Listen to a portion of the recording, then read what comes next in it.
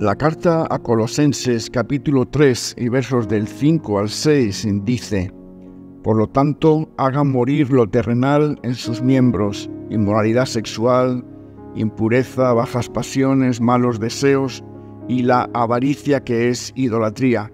A causa de estas cosas viene la ira de Dios sobre los rebeldes. Que el Señor bendiga su palabra. Después de estas cosas citadas en el verso 6, dice que por lo cual la ira de Dios vendrá. Creo que la santificación no es una opción, y no por esfuerzo por mostrar a los demás lo santos y buenos que somos, o porque debemos de apartarnos porque son feas y desagradables, sino más bien porque la ira de Dios viene sobre esos que son llamados hijos de desobediencia. Quienes practican estas cosas están bajo la ira de Dios, y esto es algo de lo que pocas veces hablamos porque no nos gusta esto de la ira de Dios. Igual que el pecado, son términos que no nos gusta tratar. Lo evadimos prefiriendo hablar de la bendición y el amor de Dios, pero en verdad es una realidad. Estoy convencido que cuando hablamos a alguien de Dios la primera vez o en una campaña evangelística, no podemos ir con la ira de Dios por delante, con ese mensaje como si fuésemos Jonás. El Evangelio de Jesucristo predicado en el Nuevo Testamento son las buenas nuevas de salvación y el perdón y gracia de Dios, no la mala noticia de su ira. No olvidemos que debemos presentar el Evangelio y ya Dios se encargará de tratar con el corazón de cada persona. Creo que este mensaje de Colosenses es un recordatorio para los creyentes, para nosotros, que somos aquellos que conocemos a Jesús y creemos en su palabra. Habla claramente de los hijos de desobediencia. Cuando uno desobedece es porque conociendo las instrucciones, las viola y las desobedece. Alguien que no conoce las instrucciones, que camina perdido, más que desobediencia, se le llama ignorancia y falta de convicción de pecado. Pero aquel que ha escuchado y desobedece, este es un hijo de desobediencia, y sobre este, dice Pablo, viene la ira de Dios.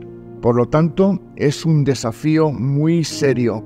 No hablo de esa apariencia bonachona más parecida a ese fariseísmo de los tiempos de Jesús lleno de hipocresía.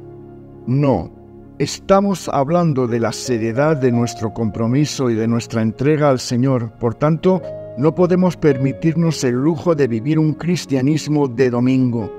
No debemos adaptarnos a los tiempos indisciplinados de este mundo, sino más bien ir a contracorriente de las tendencias de este mundo. No podemos siquiera plantearnos: bueno, ahora que soy creyente voy a vivir una vida más correcta, lo voy a intentar. No se trata de eso, se trata de vivir apartado de ese tipo de cosas, porque la ira de Dios viene sobre los hijos de desobediencia. La carta a Hebreos capítulo 10, versos 26 al 31 dice: Porque si pecamos voluntariamente después de haber recibido el conocimiento de la verdad, ya no queda más sacrificio por el pecado, sino una horrenda expectativa de juicio y de fuego ardiente que ha de devorar a los adversarios. El que ha desechado la ley de Moisés ha de morir sin compasión por el testimonio de 2 o 3 testigos. ¿Cuánto mayor castigo piensan que merecerá el que ha pisoteado al Hijo de Dios, que ha considerado de poca importancia la sangre del pacto por la cual fue santificado y que ha ultrajado al Espíritu de gracia? Porque conocemos al que ha dicho: mía es la venganza, yo daré la retribución. Otra vez el Señor juzgará a su pueblo. Horrenda cosa es caer en las manos del Dios vivo. Gracias a Dios demos, hermanos, por Jesucristo, que nos libra de la ira de Dios. La ira de Dios es algo terrible. Quizás no nos fulminará un rayo, pero quizás viviremos, si practicamos tales cosas, con angustia, acusación, falta de paz, miedo, vergüenza, queja, enemistades, murmuración y una vida alejada de esa preciosa paz que solo tenemos en Cristo Jesús.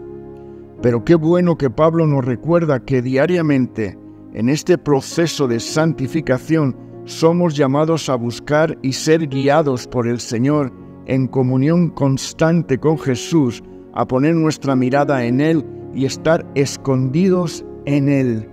Hagamos morir en nosotros esas pasiones, no para que nos sintamos mejor con nosotros mismos, que también, pero es sobre todo por guardarnos de su ira.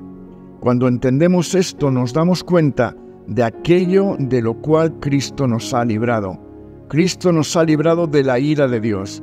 Estábamos bajo la ira del Señor, alejados de Él y en manos de aquel que quiere robar, matar y destruir, el diablo mismo.